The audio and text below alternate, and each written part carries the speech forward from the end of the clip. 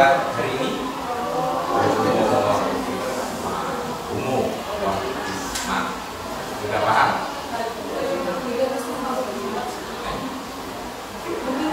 Cuma tahu tuh. Tahu image ya. Jadi tapi tidak bisa menjawab tadi ya. Ya, mungkin sebagai motivasi saya menyampaikan.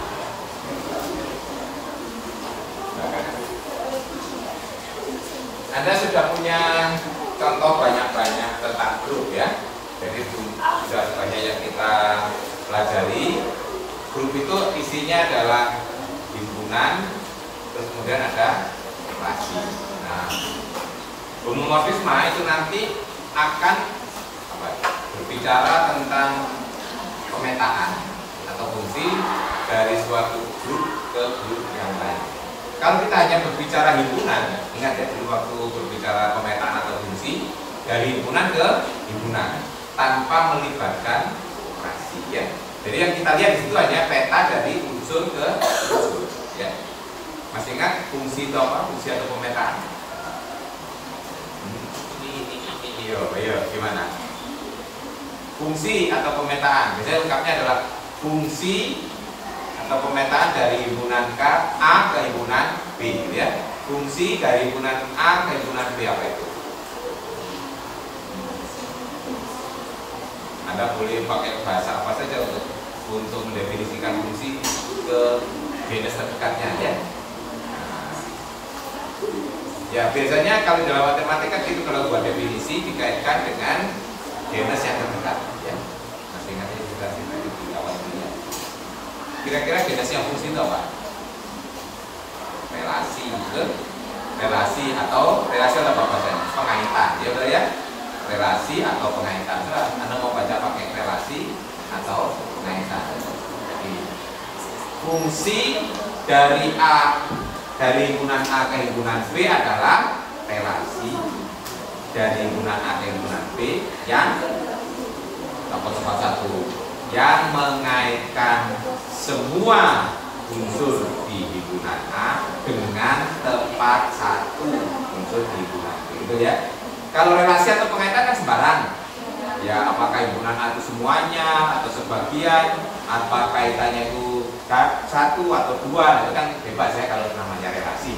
Tapi kalau fungsi adalah pengaitan atau relasi dari himpunan A ke himpunan B yang mengaitkan semua setiap unsur di himpunan A dengan tepat satu, berarti nggak boleh mengganda, gitu ya. Nah, itu fungsi.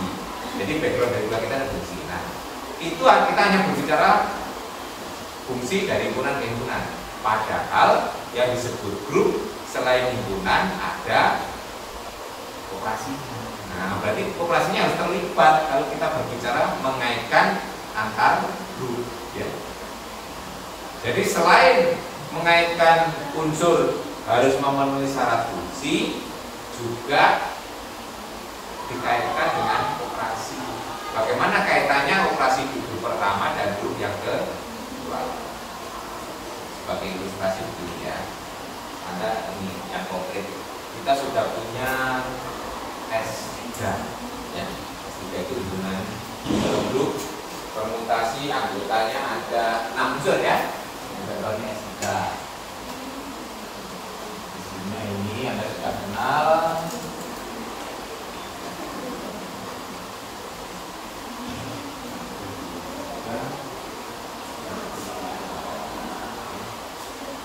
Nah, kemudian Anda kenal di contoh grup B3. Apa itu? Simetri atau simetri yang ada di segitiga sama sisi. Kan kita punya simetri putar ada 3, gitu. Terus kita punya suhu simetri ada 3 juga. Jadi kalau kita punya segitiga sama sisi, nah kita punya, kembali ke contoh-contoh grup ya, di topik tentang grup. Nah, kita sebut aja ini D3, itu kita punya putaran dengan pusat di tengah-tengah ini, ya. Jadi yang pertama 0 derajat, ya, 0 derajat tetap, ya toh. Kemudian berapa ini? 120 derajat. Kalau 120 derajat itu berarti titik A ke B, ya toh, B ke C, C-nya ke A, gitu ya. Nah, kemudian ada juga putaran 240 derajat. Kalau 240 derajat berarti A ke C, gitu ya. Kemudian B ke A, gitu ya. Kemudian C ke B, gitu ya. Tuh, itu berarti di sini ada R0, saya tulis ya. R 120 derajat dan R 240. Kemudian selain ini ada 3 sumbu, gitu ya. Ini sebut aja ini, ya. Disebut aja sumbu pertama. Ini sumbu kedua. Ini sumbu ke. Nah, artinya apa kalau terhadap sumbu pertama berarti apa? A tetap, tapi B ke arah ke C, ya toh? Sebut saja di sini, ya, supaya titiknya selevel dengan itu, A-nya saya sebut titik 1, B-nya titik 2, D-nya titik 3 saja lah, biar nanti apa? Mudah menamakannya. Berarti saya punya di sini L1, L2, L3. Nah, ini yang sering disebut dengan D, ya. Kembali ke dulu ya. Nah, kalau ini operasinya mudah ya, kalau kita lihat contohnya ya. Kalau misalnya R1 dikomposisikan dengan R120, ini mengingatkan kembali ya, kalau bagi Anda yang lupa atau tidak membaca. Kalau tidak membaca berarti kan tidak lupa ya. Lupa itu sudah pernah, terus hilang lagi, itu lupa. Tapi kalau belum pernah sama sekali kan tidak lupa ya. Jadi saya ngomongnya sebagai contoh ini. Nah, ini misalnya R120. Apa hasilnya gitu kan ya? Nah, jadi kita lihat ini 1 itu terhadap R1. Terhadap R1. Terus L1, 1 tetap ke 1 toh. Nah, terhadap 120 L apa? 1 kemana? 2. Ke 2.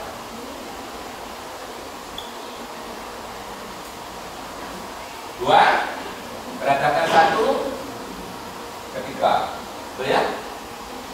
Terhadap R120, 3 itu kemana? Ke 1. Betul? Tuh. Kemudian 3 oleh L1, 3 kemana? Ke 2. 2 terhadap R120 ke 3, gitu ya. Nah, sekarang lihat 1 ke 2, 1 ke 2, 2 ke 1, 3 ke 3. Berarti ini semuanya dari sini ke sini itu sama aja nih, ya.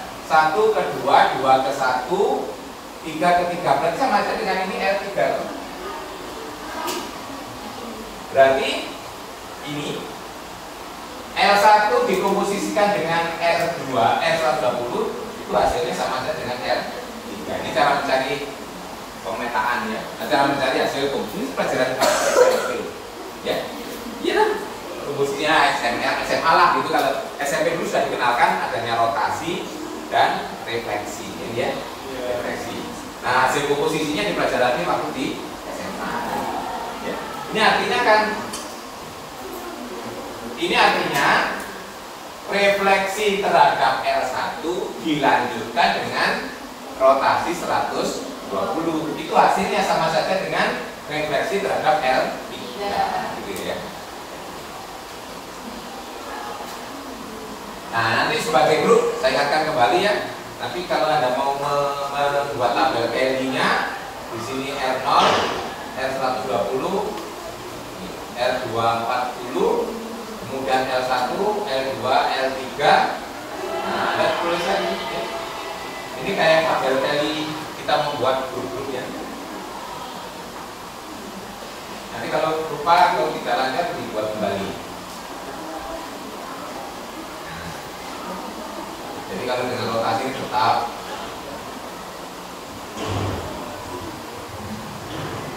Tadi yang kita masukkan yang ini, yang kolom ini tetap ya. R120, R240, R1, R2. Tadi contohnya ini. R120 ini L1, berarti kita tadi ya. Nah, tadi bisa melengkapi. Nanti kalau ada lupa, silakan dilihat kembali. Mungkin simbolnya agak beda boleh, atau di browsing. Namanya grup integral.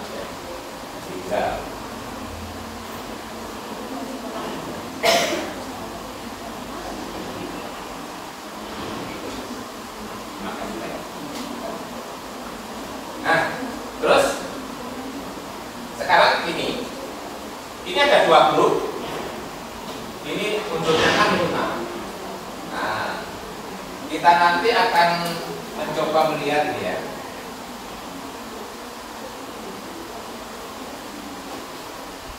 Kita akan membuat pengaitan.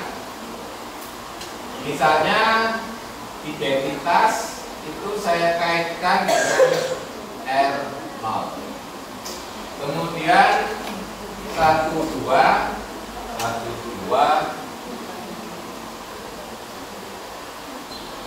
saya kaitkan dengan R3. Kemudian 1, 3 saya kaitkan dengan L2. Kemudian 2, 3 saya kaitkan dengan L1. 1, 2, 3 saya kaitkan dengan R2, R120. Dan 1, 3, 2 saya kaitkan dengan R240. Jadi apa yang terjadi? Ya. Ini kita membuat pengaitan. Nah, ini pengaitan. Ini dari S3 ke B3. Saya sebut B ya. Nah, B pengaitan B. Kalau sebagai fungsi betul ya, kita membuat pengaitan kan ya. Ini sudah merupakan fungsi. Nah, sekarang kita akan melihat bagaimana dampaknya terhadap operasi ya. Sekarang kalau kita bandingkan, misalnya yang di sini tadi dulu ya, yang sebagai contoh ini L1,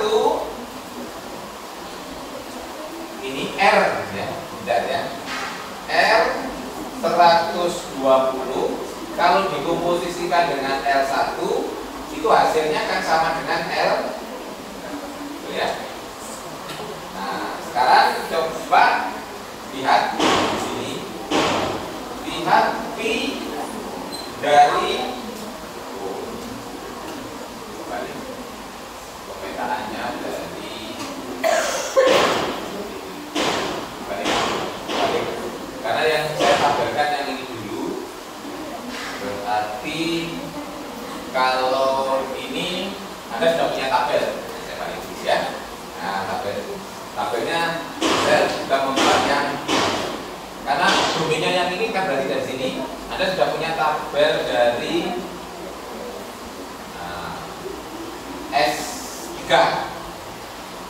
identitas 1, 2, 1, 3, 2, 3, 1, 2, 3, 1, 3, 2 ya. Nanti ini refer kembali ke tabel yang sudah ada punya ya. 1, 2, 1, 3, 2, 3 1, 2, 3, 1, 3, 2. Nah, tapi tadi mau saya refer yang ini ya. Ini tadi R120 itu saya kaitkan dengan 1, 2, 3. Kemudian di sini yang L1 itu tadi saya kaitkan dengan 2, 3. Berarti ini. Nah, yang di sini ya. Yang kita lihat.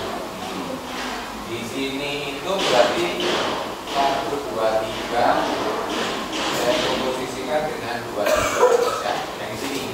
Ini karena kapal, kalau kalian lihat tabelnya boleh ya, yang isinya apa. Nah, kalau saya kapal ya dihitung aja 1 ke 1, 1 ke 2, terus kemudian 2 ke 3, 3 ke 1, berarti 1, 2. Ini 1, 2 ya. Cek, betul kan? Ya. Nah, ini mau menguji ini ya, pemetaan ini ya. Contohnya ini, kita cek ya, bahwa 1, 2, 3 dikomposisikan dengan 23. Itu hasilnya adalah 1, 2. 2.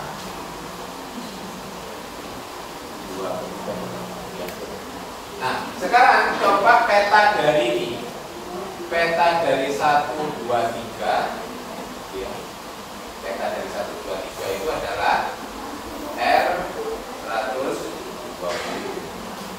Peta dari 23 itu adalah R.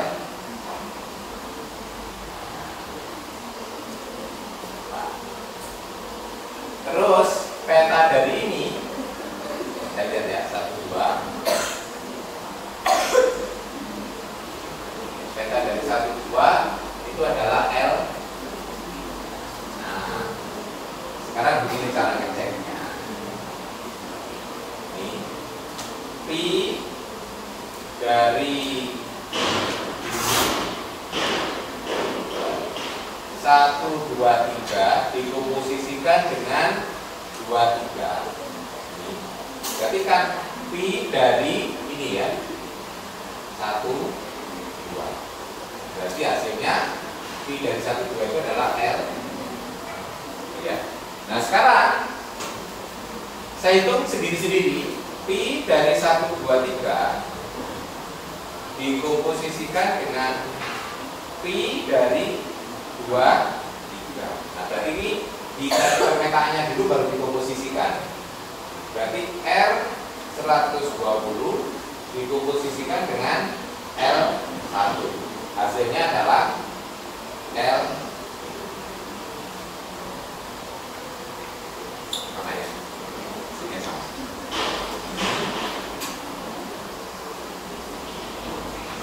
Motivasinya begini. Coba lihat yang bagian atas. Ya. Ini kita hitung operasinya dulu, betul ya? Hasilnya apa? Baru kita cari pemetaannya, ya. Ini dihitung dulu, karena ada huruf, hitung, baru kita hitung pemetaannya. Yang bawah kita cari pemetaannya dulu, betul? Petanya ini berapa? Ini, petanya ini apa? Terus baru kita hitung hasilnya. Nah, berarti apa? Dioperasikan dulu baru dipetakan, ya. Kalau yang ini dipetakan dulu baru dioperasikan. Ternyata hasilnya yang seperti inilah yang disebut homomorfisme. Jadi operasi dan pemetaan itu nggak peduli mana yang dihitung terlebih dulu. Nah, dipetakan dulu baru dioperasikan, atau dioperasikan dulu baru dipetakan. Ternyata hasilnya sama. Itu yang disebut dengan preserve operation. Tahu preserve artinya apa? Preserve, mengawetkan. Jadi homomorfisme itu gampangnya adalah pemetaan yang mengawetkan operasi. Ya. Dikatakan mengawetkan tadi namanya bentuk ilustrasi ini. Contoh konkret nanti akan kita definisikan secara abstrak. Dioperasikan dulu yang di atas ya, baru dicari petanya. Ternyata hasilnya sama. Kalau kita petakan dulu masing-masing, baru dioperasi. Jadi semacam ini ilustrasi. Jadi nanti nggak masalah mana yang mau kita kerjakan dulu ya, antara pemetaan dan operasi. Nah, fungsi yang semacam itu kita sebut homomorfisme. Ya, jadi ini merupakan contoh. Ini akhirnya yang Tapi nanti ini harus berlaku untuk semua unsur ya, semua unsur ya. Tiga ini kan dia hanya memberikan ilustrasi ya. Ini berlaku untuk semua. Oke, baik. Ini sekedar memberikan motivasi ya agar kita punya bayangan yang konkret gitu apa yang disebut dengan humor. Jadi nanti yang disebut homomorfisme bisa ini ya, ini kan banyak.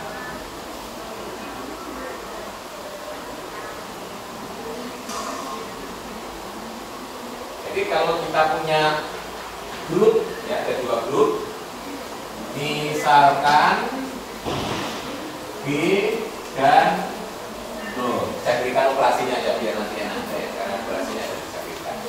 Misalkan G dengan operasi bintang, kemudian B aksen, mungkin jalan, ini adalah grup. Kemudian kita punya pemetaan ya, dan P itu dari G ke B aksen adalah pemetaan. Kita sebutnya pemetaan. Nah, baru P disebut homomorfisme grup jika P dari A bintang B akan sama dengan P A bundaran B ya. Yang ini operasi di G, yang ini operasi di B aksen ya. Dan ini berlaku untuk semua AB di G. Nah, ini ada definisinya. Contohnya ini tadi ya, itu saya contoh. Contoh yang lain ya saya berikan. Misalkan, oh yang gampang dari Z ke Z aja dulu ya. Gampang. Misalkan saya punya F saja, F dari Z ke Z, di mana Fx sama dengan 2x, 2x Z. Nah, ini berarti domain dan kodomainnya sama ya. Z ini grup G-nya Z, G aksennya juga Z. Kita akan melihat ini juga merupakan satu homomorfisme. Kenapa? Kalau saya ambil misalnya X dan Y di Z sebarang, dan kita bisa menghitung Fx ditambah Y, itu kan berarti sama dengan 2x ditambah Y, gitu ya. Itu karena sama saja dengan 2x ditambah 2y, berarti sama dengan Fx ditambah F, ya. Itu contoh.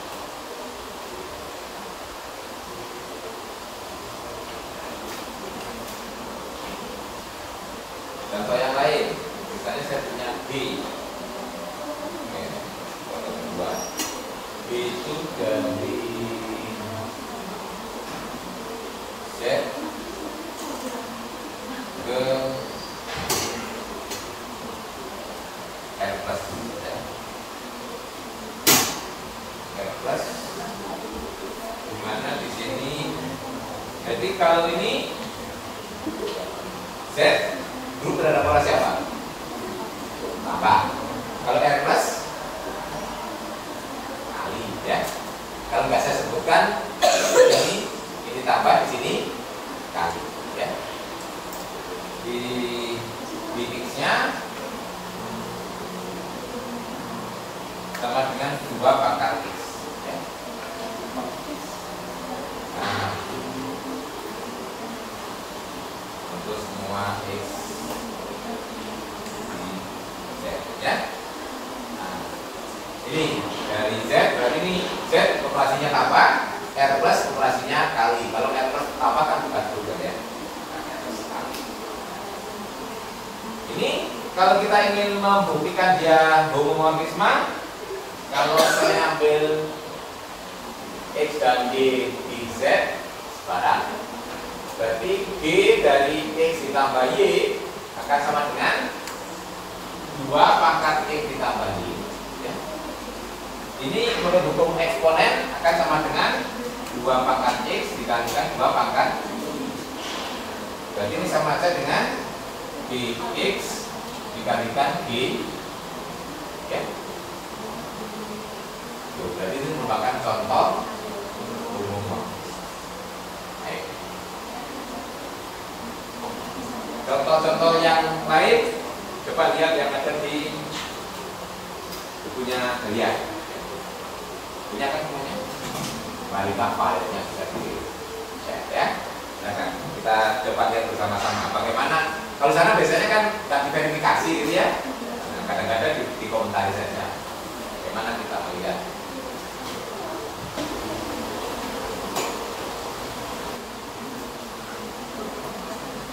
Nah, mulai halaman 220 ya.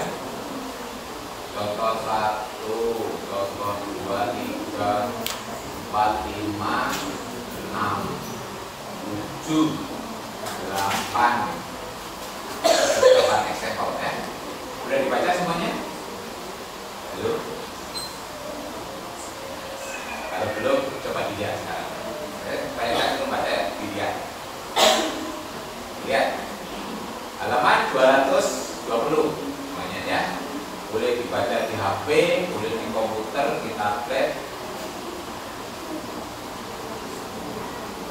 Kalau yang bisa dicetak, boleh dibaca di kertas.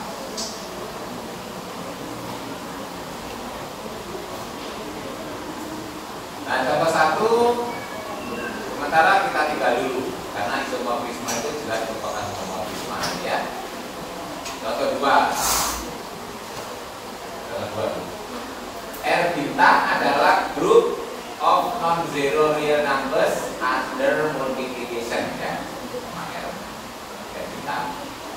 Then determinan map dari A ke determinan A is homomorphism from, jadi ada homomorfisme dari GR2R ke R bintang. Membuktikannya dengan apa? Contoh 2. Dengan membuktikan sifat-sifat determinan ya. Ingat, determinan dari perkalian matriks adalah determinan masing-masing dikalikan, betul ya? Nah, berarti membuktikan, jadi itu sebenarnya pemetaannya kalau saya sebut contoh 2 ya.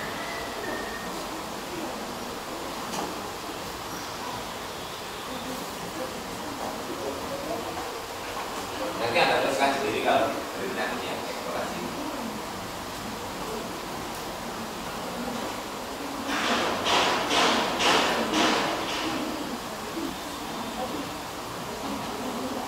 Nah, berarti contoh 2 itu saya sebut aja itu dari GR2R ke R bintang ya. Jadi di sini matriks dikaitkan dengan determinan gitu ya.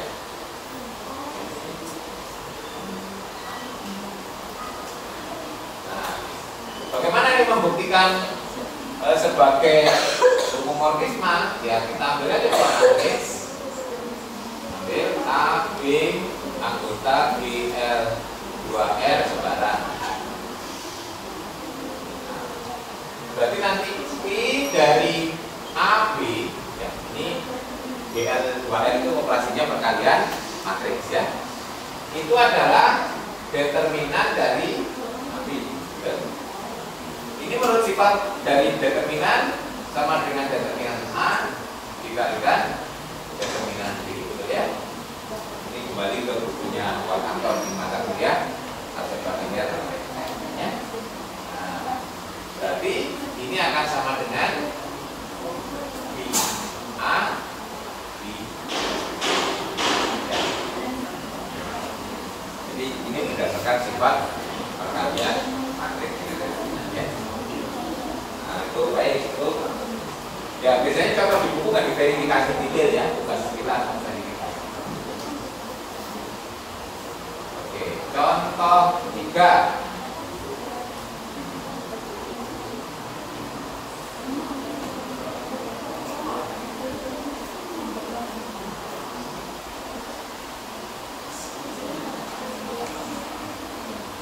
Mapping.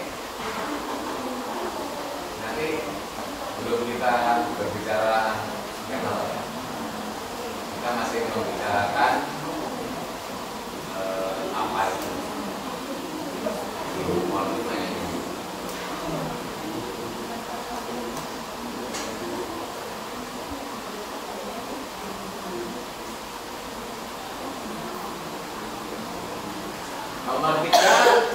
Contoh 3 itu hanya menggunakan sifat harga mutlak ya, dengan harga mutlak dari A B itu sama dengan harga mutlak A dikalikan harga mutlak B ya. Anda ketemu ini pertama di mana? Coba dulu. Waktu lulus ini ya, di awal ya.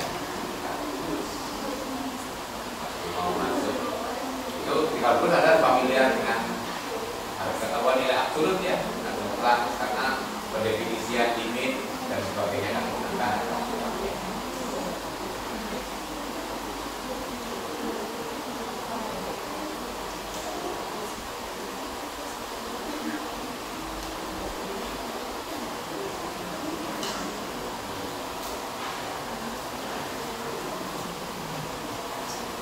Nah, kemudian tadi sudah ada yang ngomong kenal dengan istilah kernel ya. Nah, kernel kan sebenarnya sebelum kernel ada istilah lain yang berkaitan dengan pemetaan yang image ya. Image itu ya karena image itu berkaitan dengan pemetaan secara umum ya, berarti bisa juga kita bawa ke homomorfisme ya, karena pada homomorfisme itu pada dasarnya kan pemetaan. Jadi sifat-sifat pemetaan nanti masuk semua, pemetaan satu-satu pada image itu masuk dalam pembahasan kita. Nah, tapi kernel itu khusus karena kalau kita tidak berbicara grup, itu nggak kenal unsur identitas ya. Nah, unsur di domain yang dipetakan ke unsur identitas itulah yang disebut kernel. Ya. Jadi kalau kita punya, ya. Jadi kalau kita punya pemetaan begini, misalnya dari sini begini. Nah, nanti ada unsur-unsur tertentu yang dibawa ke semuanya dipetakan ke satu unsur. Ini identitas, misalnya ini G, ini B aksen, ini identitas dari B aksen ya. Jadi semua unsur yang dipetakan ke sini, himpunan ini, himpunan unsur yang dipetakan ke identitasnya yang kita sebut dengan kernel. Ya. Ini yang disebut dengan kernel. Jadi definisinya kalau kayak saya punya Q itu dari G ke B aksen adalah homomorfisme.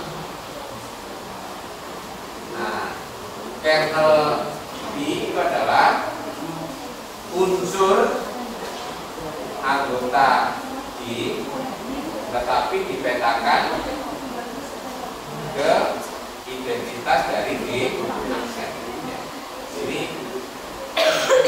yang di sini sebenarnya identitas dari G aksen itu membedakan karena kan dua identitas kan ya. Di sini identitas G, di sini identitas G. Jadi semua unsur yang dipetakan ke identitasnya G aksen itu kita sebut ya. Nah, contohnya tadi dalam contoh soal ini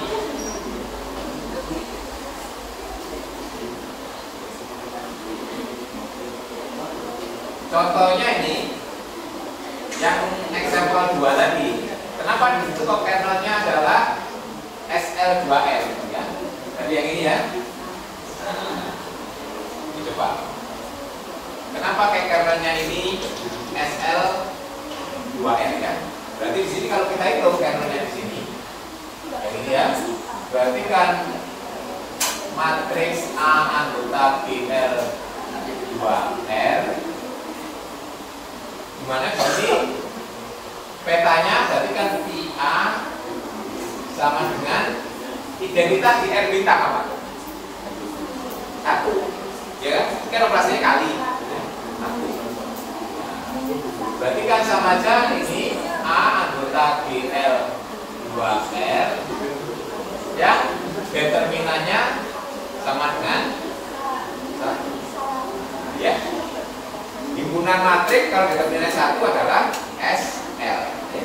Nah, berarti ini SL 2, gitu ya.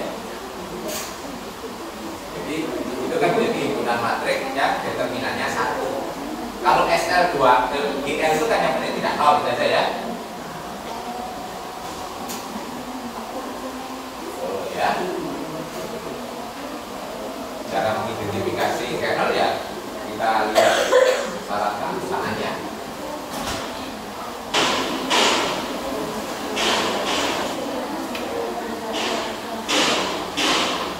Oke. Berikutnya kita lihat sifat-sifat homomorfisme ya lebih jauh. Nanti silakan diverifikasi lagi contoh-contohnya itu lebih jauh. Sifat yang pertama, bahwa homomorfisme itu akan memetakan identitas di G ke identitas di G garis seperti ini, namanya di garis atau garis tadi pakai G.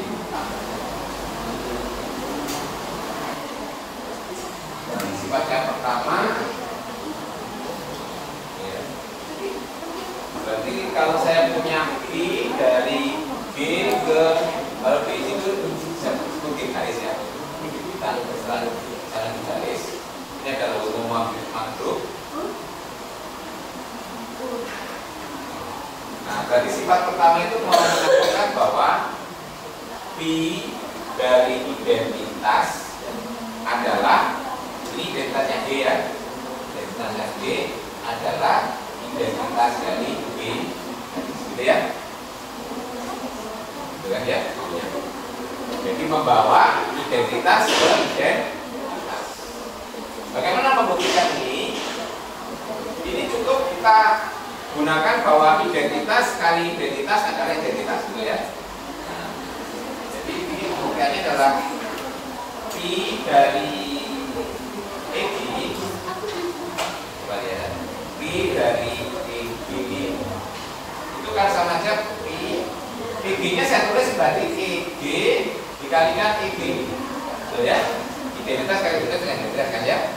Karena dia homomorfisme berarti P EG P EG, betul? Nah, PEG itu unsur di mana? Di garis, betul ya? Peta itu kan berarti di sini kan? Ini berarti kalau saya kalikan dengan identitas di G garis kan tetap tahu. Ya. Jadi ini akan saya letak bawahnya biar nggak bingung. Ya. Ini akan sama dengan PEG itu, tapi saya kalikan dengan E betul, gitu ya. Apa itu Pak?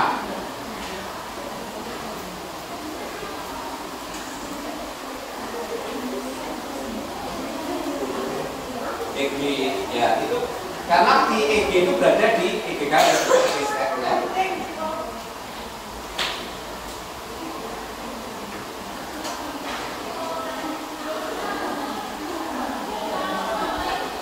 Karena itu di grup berarti berlaku hukum konstelasi. Ini kan sama, ini konstelasi dengan ini.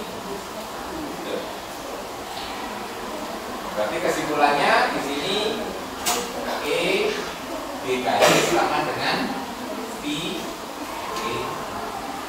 Ya.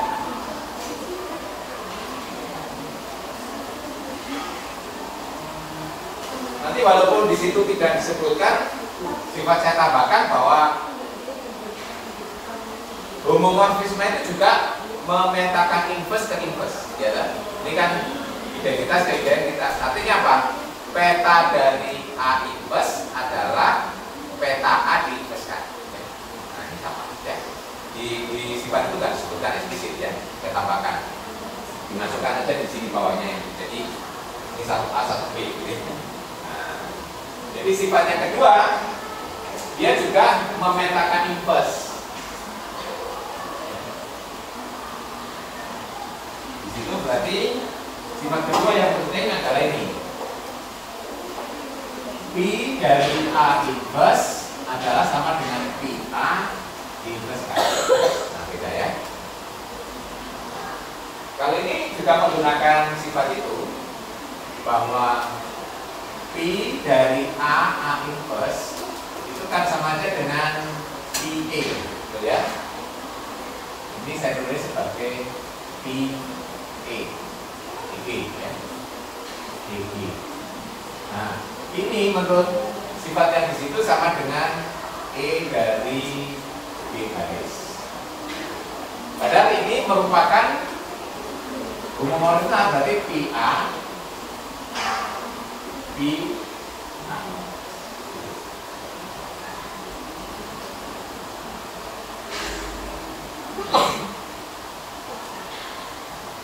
Dari sini akhirnya kan kita punya P A inverse dikalikan P garis kan sama dengan P A inverse dikalikan P A P. Gunakan asosiatifnya dengan ini P A inverse P A.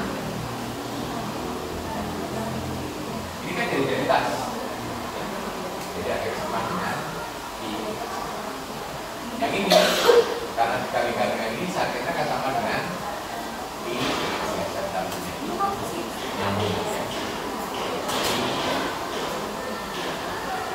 Jadi akhirnya P A inverse. Jadi inverse di luar dengan inverse yang dalam hasilnya sama. Ini mau mengatakan bahwa peta dari inverse sama dengan inverse dari peta.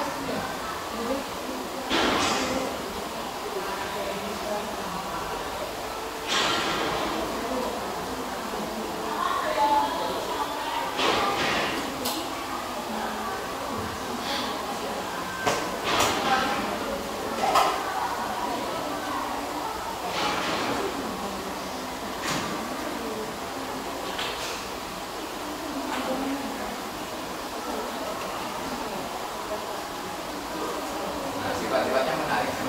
Sifat kedua itu adalah P dari perpangkatan sama dengan perpangkatan dari peta. Jadi peta dari perpangkatan sama dengan perpangkatan dari peta.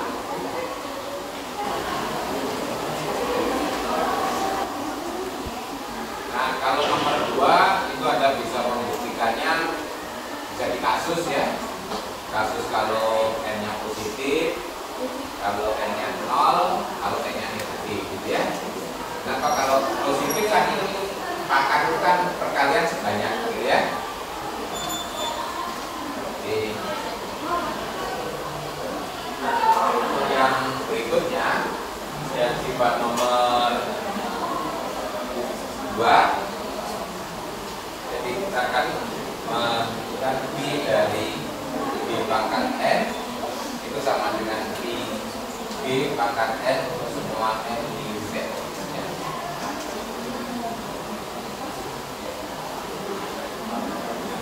Ini Anda bisa mengkasus untuk memudahkan pembuktian. Pertama kalau N-nya positif ya. Kalau N-nya positif berarti ini bisa kita artikan perpangkatan dari N itu ya perkalian sebanyak N ya. Nah, kalau negatif nggak boleh positif kan ya. Nah, berarti di sini kalau N-nya positif berarti P dari B pangkat N itu ya sebenarnya P dari G B B ya. Ini sebanyak N faktor ya. Nah, karena homomorfisme berarti sama dengan PG ya. PG juga P ya. Jika N juga ini tetap N faktor. Nah, berarti ini akan sama dengan P D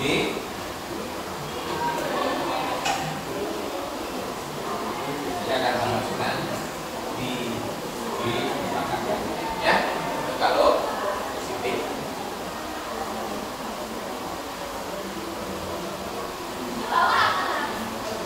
Kalau 0,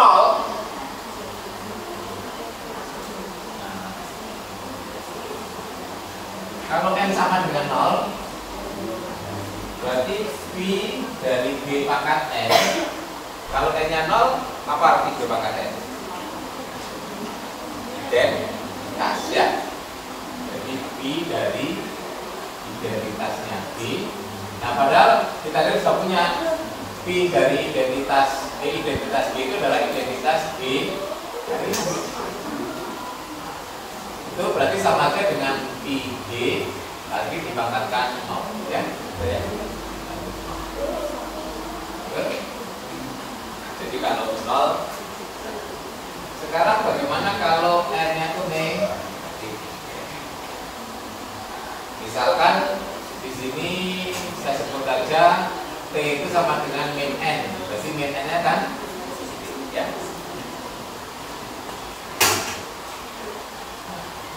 P dari B pangkat n itu bisa saya tulis sebagai P dari G pangkat min T, ya, dengan T-nya positif. Apa arti pangkat negatif tapi T-nya positif? Itu sama saja dengan B dari G inverse, B inverse, B inverse, ini sebanyak B inverse. Jadi misalnya n-nya disuruh min 5, berarti T-nya kan 5 loh. Nah, ini kan sama aja dengan P dari B inverse. Ingat tadi P dari inverse, nanti kembali ke inverse, ya. Ini dari P B inverse, ini macam-macam dikalikan aja P B inverse. Nah, tadi sudah kita buktikan inverse dipetakan akan sama dengan beta inverse, kan, betul, ya. Jadi kita lihat kembali di sini. Ini adalah P inverse-nya 2.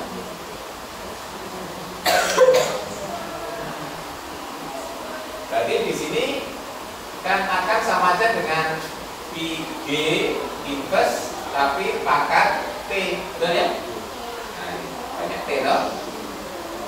Ini artinya sama aja dengan PG pangkat min T sesuai dengan definisi, betul, ya?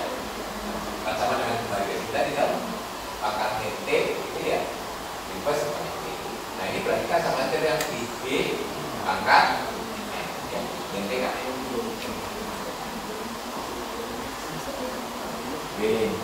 Jadi kita sudah punya kesimpulan baik n-nya positif, 0 atau negatif. Berarti berlaku untuk setiap bilangan n. Jadi ini yang terpenting adalah mau dipangkatkan dulu baru dipetakan, sama saja artinya dipetakan dulu baru dipangkatkan.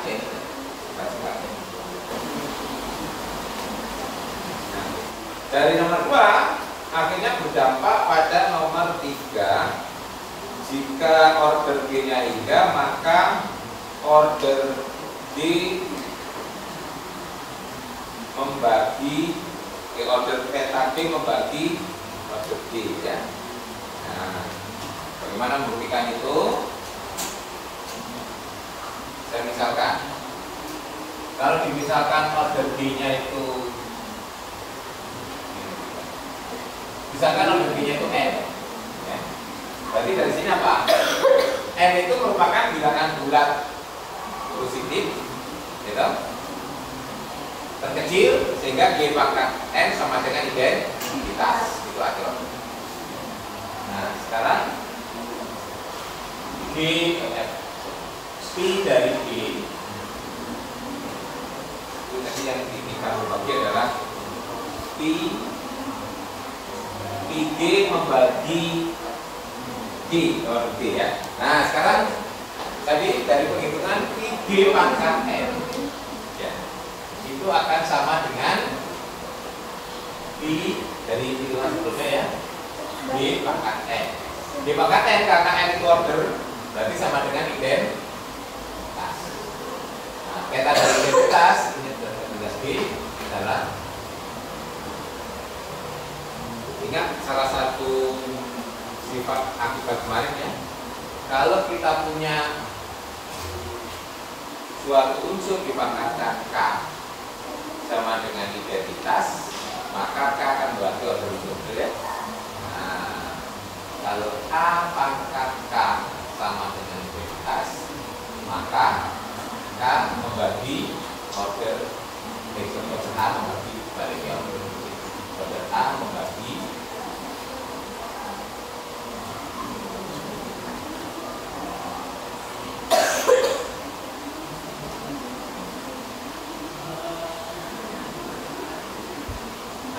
ini ya.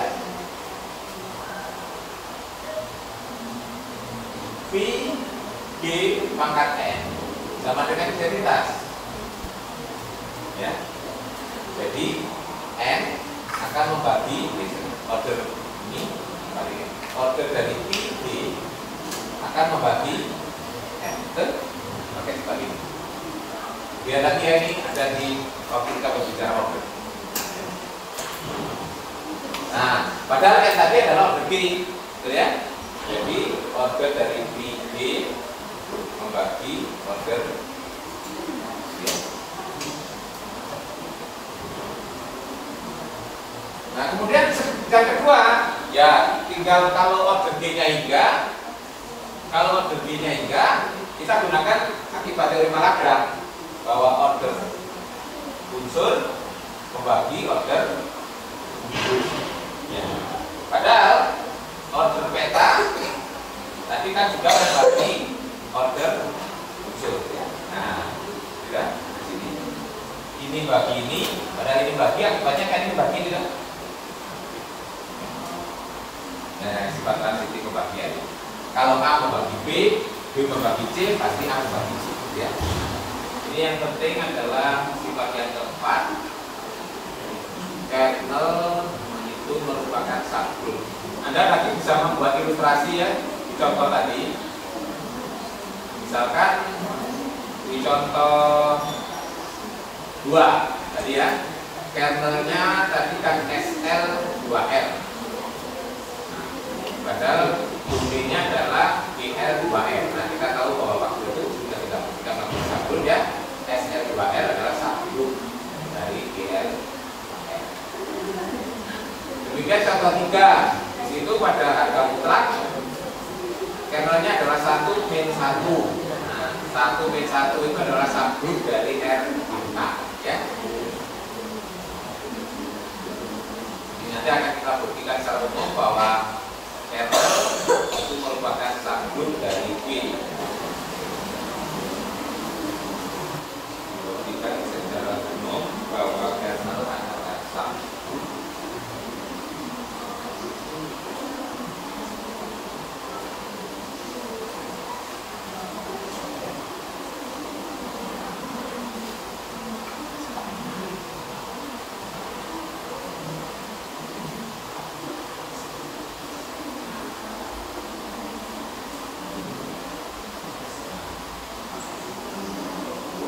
akan ditunjukkan bahwa kernel P adalah subgroup dari V. Anda boleh menggunakan one step atau two step test untuk membuktikan subgroup. Kalau one step test kita cukup memeriksa perkaliannya satu kali saja, yaitu tertutup dan inverse yang satu. Tapi sebelum itu harus diperiksa subset dan tidak kosong ya. Ingat dari definisi kernel tadi kan anggota domain yang dipetakan ke identitas. Berarti dari definisi kita punya bahwa kernel subset dari itu ya. Satu, bahwa kernel itu subset dari G, itu dari definisi. Kemudian yang kedua, tadi kita punya peta dari identitas adalah identitas. Berarti identitas itu anggota kernel, ya. Berarti kernel tidak kosong. Kita punya ini tadi P, E, B, C. sama dengan E G garis ya. Berarti dari sini E G anggota kernel P itu ya. Berarti kernel P tidak kosong ya. Ada anggotanya apa tidak identitas maksudnya. Nah, berarti sekarang tinggal ngecek syarat one step testnya.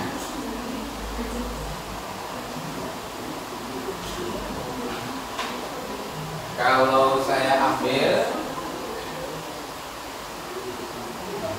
X dan Y itu anggota kernel P, akan ditunjukkan apa?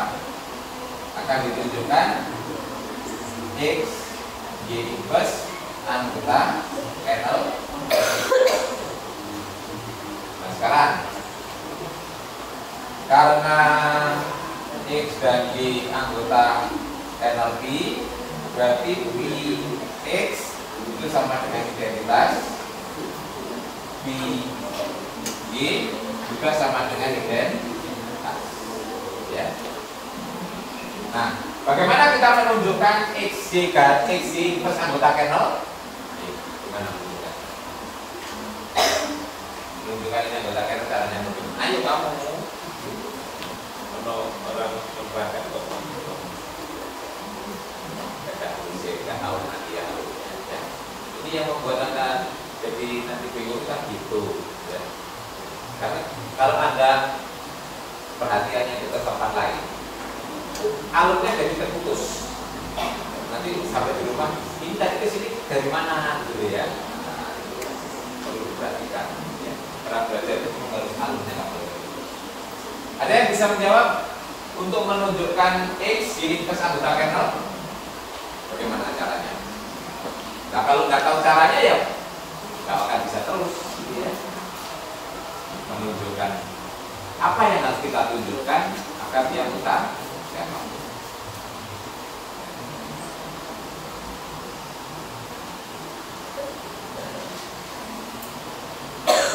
Pak, yuk, kanan. Nah ini kalau Anda mau pada saat kuliah tidak ikut berpikir, gitu ya, itu. Jadi walaupun sambil mendengarkan, sambil memperhatikan juga ikut berpikir.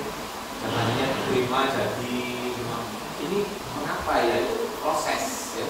Itu orang belajar berpikir. Jadi mengikuti ini juga bekerja. Kalau Anda hanya nyatet saja tanpa berpikir, nanti sampai rumah bingung lagi gitu ya. Jadi untuk menunjukkan sesuatu itu masuk di dalam anggota suatu himpunan, perhatikan syarat keanggotaan dari himpunan. Kernel apa? Kernel itu. Kernel itu apa? Nah, kernel itu apa? Terus nanti baru kapan suatu unsur itu masuk anggota kernel, itu yang dipertanyakan ya. Nah ini kalau Anda nggak kenal itu ya nggak akan bisa.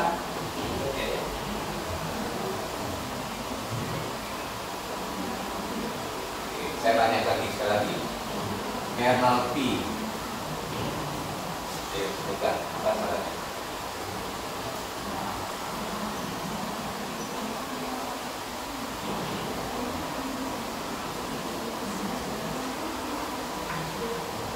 Apa ini kernel P?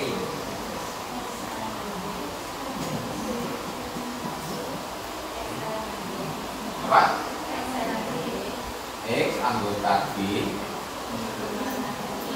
B X identitas B. Itu syarat anggota itu yang harus kita tunjukkan itu ya. Kapan suatu unsur itu masuk di kernel? Nah kalau ini, oh gitu kan? Jadi bagaimana kita menunjukkan ini? Bagaimana?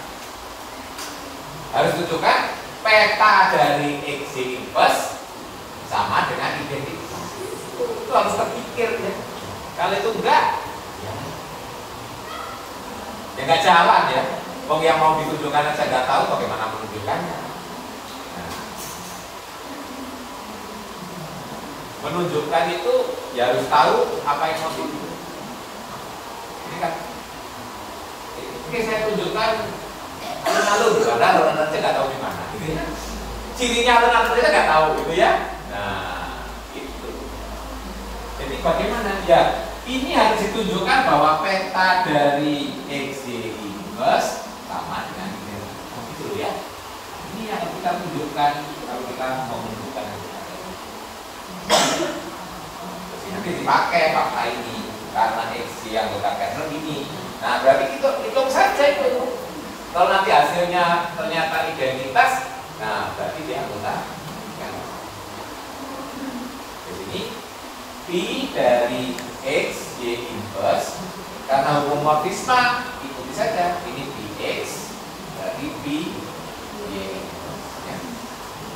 Tadi kita sudah punya sifat ini. Py inverse sama dengan Py inverse kan, ya. Jadi ini akan sama dengan Px Py inverse kanan. Kita tahu Px-nya ini Py ini. Ya. Jadi sama dengan E D garis dan di sini E D garis inverse. Ya. Inverse-nya identitas ya tetap identitas. Identitas kali identitas sudah identitas. Berarti ini adalah identitas. Tuh. Berarti kita punya ini peta dari XY inverse ternyata sama dengan identitas. Nah, kesimpulan kita XY inverse anggota kernel. Ini penting ya. Kalau kita ingin menunjukkan suatu unsur itu anggota himpunan mana, perhatikan syarat keanggotaannya. Yang kita buktikan ya syarat keanggotaan itu. Ini sudah dikenalkan mulai landasan matematika. Waktu Anda bekerja dengan apa itu himpunan. Jadi untuk mengidentifikasi suatu unsur anggota himpunan, perhatikan syarat keanggotaan himpunan. Ya, oke baik. Dari sini berarti kesimpulan kita X, Y inverse anggota kernel. Mengambil sembarang unsur, dua sembarang unsur di kernel, ternyata X, Y inverse-nya anggota kernel. Jadi dengan syarat ini berdasarkan one step test, ya, berarti dapat disimpulkan kernel P adalah subgroup dari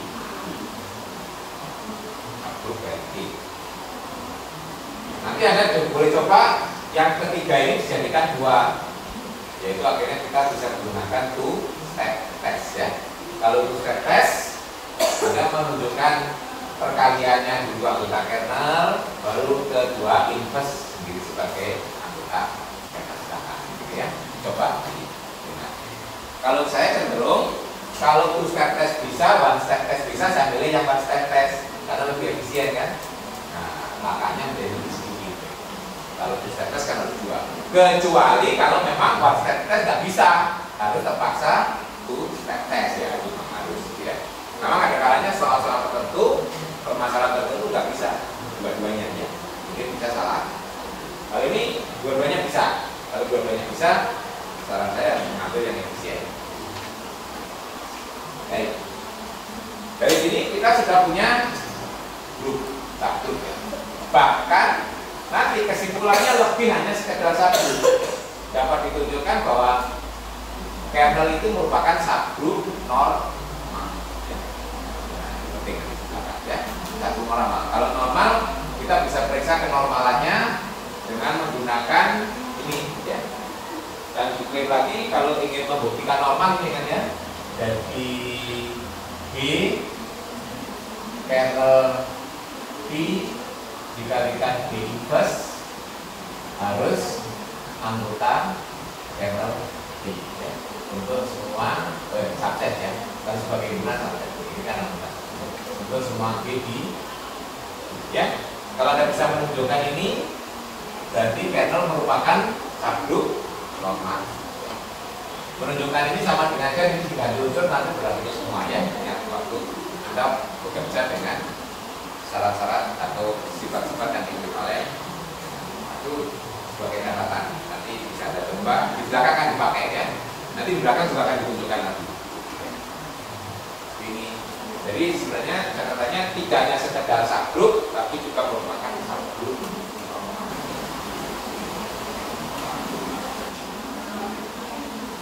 Nanti sifat yang ke-5 dan 6 silakan dicoba terlebih dahulu. Nanti kalau ada kesulitan boleh ditanyakan di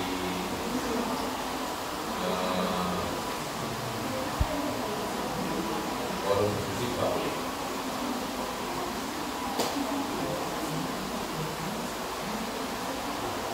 Nah, kemudian sifat berikutnya, kalau tadi berkaitan dengan unsur, nah ini sifat-sifat yang berkaitan dengan subgroup. Nah ini sama dengan mempermasalahkan ya. Kalau kita punya subgroup dari domain, peta dari subgroup itu tetap subgroup. Kalau subgroupnya itu simplik, petanya juga tetap simplik. Kalau subgroupnya abel, petanya juga abel. Kalau subgroupnya normal, petanya juga normal. Dan seterusnya.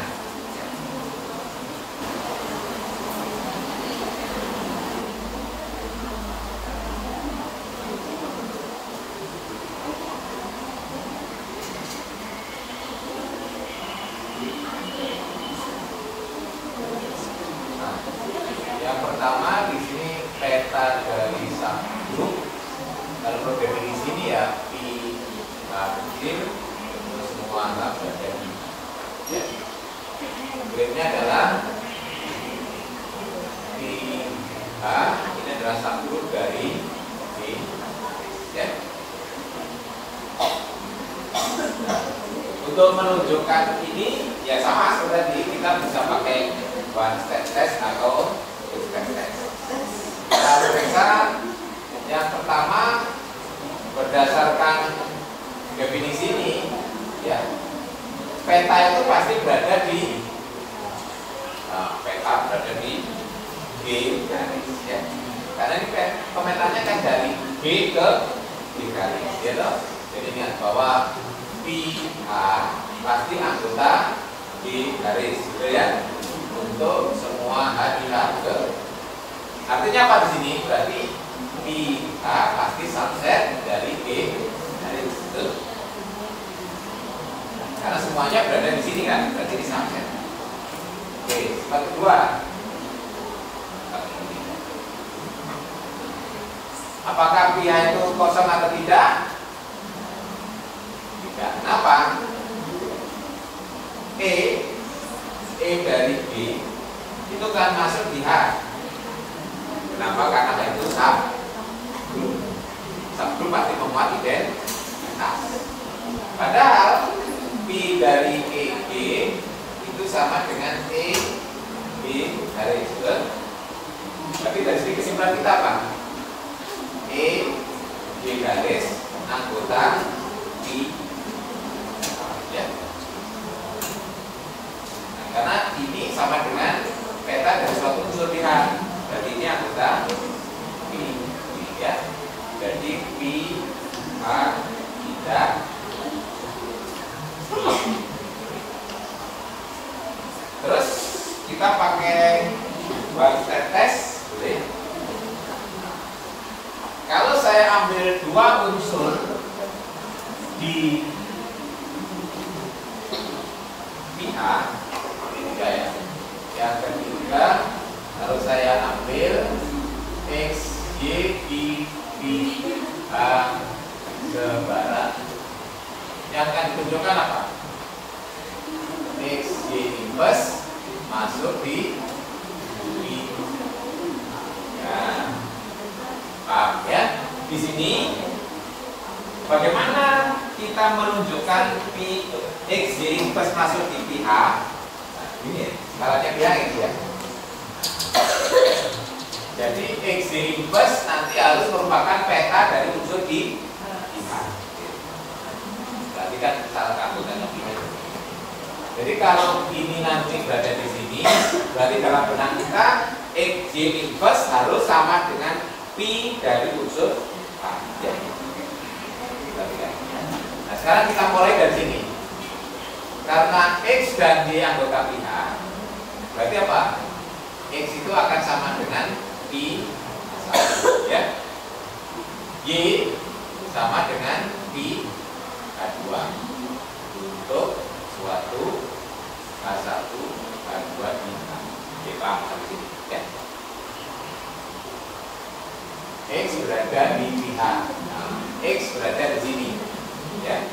Berarti X harus sama dengan bentuknya pi dari unsur ini ya. Nah, berarti untuk menunjukkan ini kita harus nanti kalau benar kita XY inverse nanti harus sama dengan pi dari samping, gitu ya.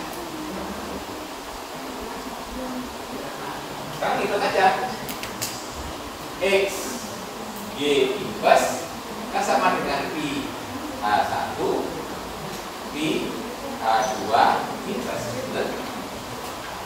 Ini pi H1 ini akan sama dengan pi H2 inverse-nya masuk, betul ya? Kita tidak punya sekarang.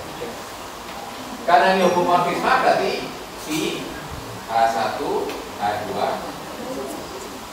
di sini H1 anggota H, H2 anggota H berarti H2 juga H2 inverse juga anggota H. Ini kali ini berarti anggota H. X inverse sama dengan peta dari unsur pi H. Berarti kesimpulan kita X inverse anggota pi.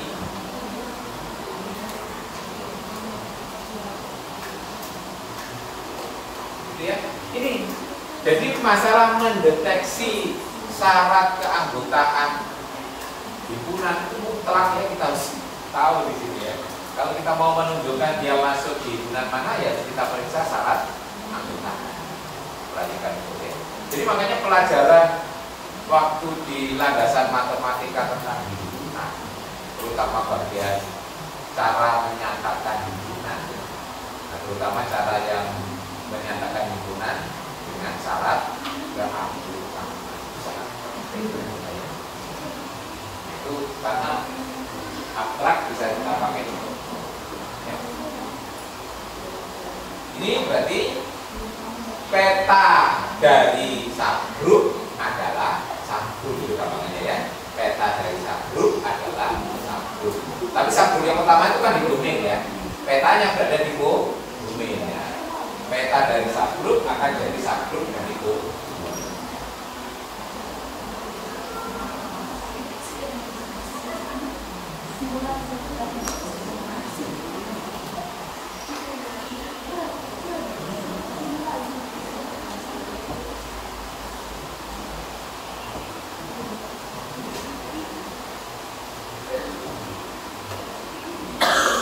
Sebenarnya analog ya, membuktikan 2, 3, 4 gitu ya. Siklik kayak kemarin, sikliknya H dipakai untuk membuktikan sikliknya PH. Nanti tabelnya H dipakai membuktikan tabelnya ya. Sebenarnya 2, 3, 4 itu mau saya berikan tugas tadi ya. Saya berikan tugas saja ya. Jadi ya bisa ya membuktikan itu. Saya berikan tugas ya. Membuktikan peta dari siklik dan peta dari tabel dan tabel. Membuktikan dari peta normal adalah normal ya. Nanti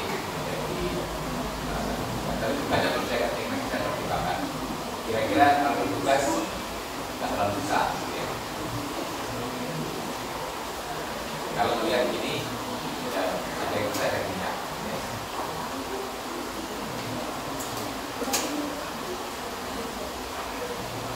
Baik, nanti silakan dicoba sifat yang lain. Nanti kalau kesulitan boleh didiskusikan ya.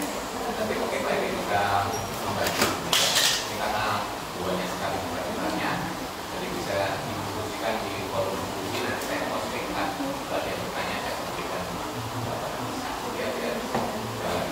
Selama ini forum diskusinya kan nggak pernah terisi gitu ya. Saya paksa biar terisi gitu. Hanya beberapa kali. Nah, nanti kenormalan dari kenormalan dari kernel itu nanti akan kita pakai saat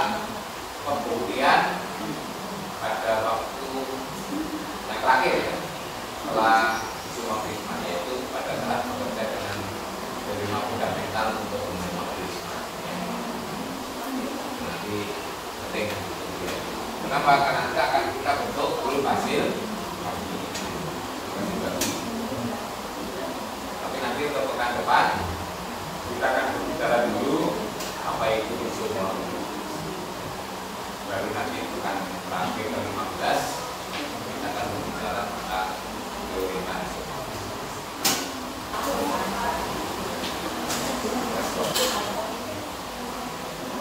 Silakan kalau ada pertanyaan.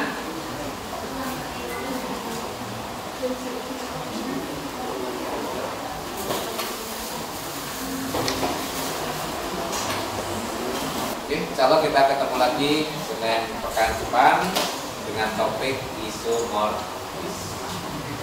Assalamualaikum warahmatullahi wabarakatuh.